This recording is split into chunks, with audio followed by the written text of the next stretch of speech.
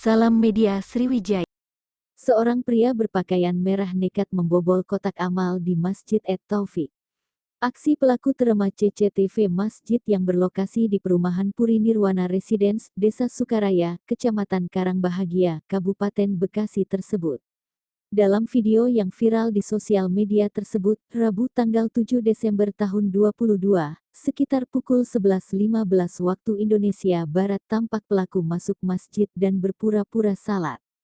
Selang beberapa detik, pelaku pindah posisi mendekati kotak amal.